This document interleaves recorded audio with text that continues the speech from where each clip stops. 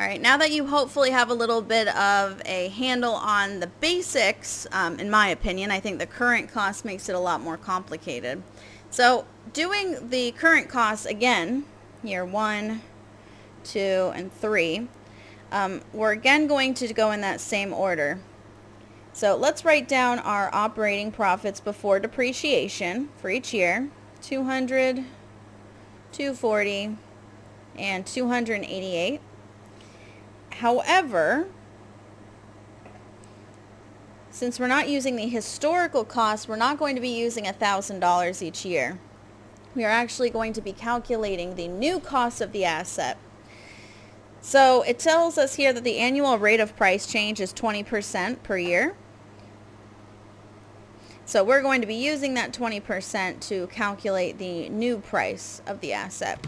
So if 1,000 was the cost of the asset at the beginning of year 1, then at the end of year 1, the cost of that asset would be $1,200. And that means at the end of year 2, multiply it again by that 120%, the cost of the asset would be $1,440. And then at the end of year 3, add another 20% onto that, $1,728. All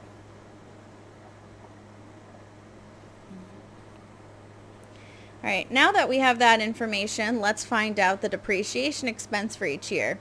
Now, the reason why I say to go ahead and figure out this current cost, this area first, is that we're going to be basing depreciation on that number.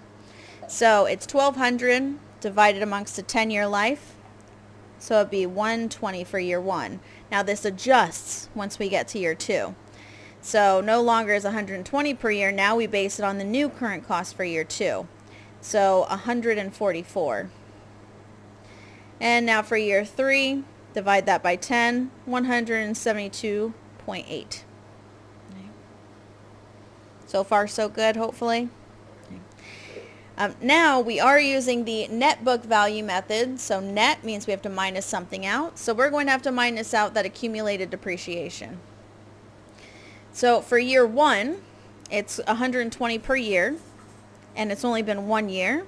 So we've only accumulated 120. Now when we go to year 2, again, our focus is on this current cost. So we're going to say it's $144 per year, and it's been 2 years now. So the accumulated depreciation is $288. And then again, year 3, we start fresh. It's $172.8. And this is going to be for 3 years. So let's see how much we've accumulated. All right, so those are the amounts that we're actually going to be using in our calculations. You can see it is a little bit different. I'm too tired for this. Let's see, 1,080, beautiful. 240 minus 144. Sorry, I don't want to math right now.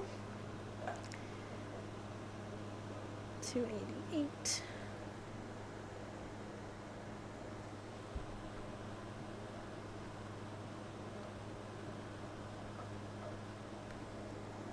I think the only bad part about doing this on cam is I don't get to hear you guys in the background correct me when I make a mistake. It's sad. Miss you guys.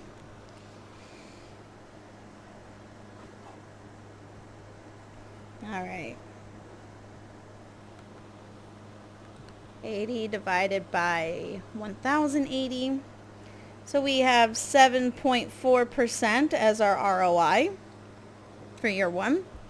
96 divided by 1,152, 8.3%. And then for year 3, 115.2. Let's see, divided by 1,209.6, 9.5%.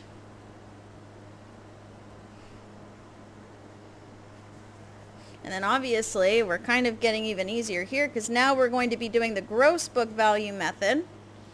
So it's literally, we did the harder one first up here, but let's do the same steps. Year 1, operating before depreciation. Year 2, year 3. Then go ahead and put the current cost. We already calculated the current cost of that $1,000 asset at the end of each year. We definitely have to take out depreciation expense.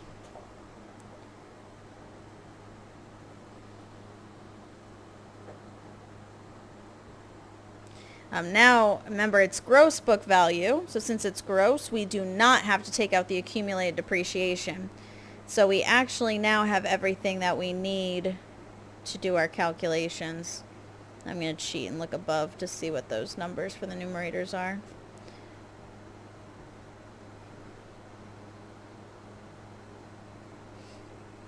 Alright, and this is actually a pretty cool method in my opinion because it has a little bit of a check built in.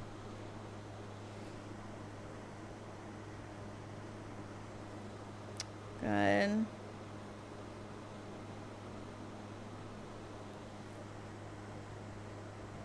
Oh no, rounding. See, that's something you guys would have helped me fix in class. Oh well. 115.2 divided by 1728. 6.7. So you'll notice when we're using the current cost with the gross book value, it is the same every year. That's probably my favorite part right there. Right. So these are the big, in my opinion, this is probably one of the harder parts of this chapter. I definitely want you to know how to do each type because it will probably be built into your multiple choice questions. If you do have any questions, first try rewatching the video to see if it answers your question, but please do not hesitate to reach out and ask me because I know this is kind of a different format and it would be very nice if you could be able to kind of understand exactly what you're doing instead of just memorizing a series of steps. All right, well, that is it for this one. Let me know if you have any questions. Happy studying, guys.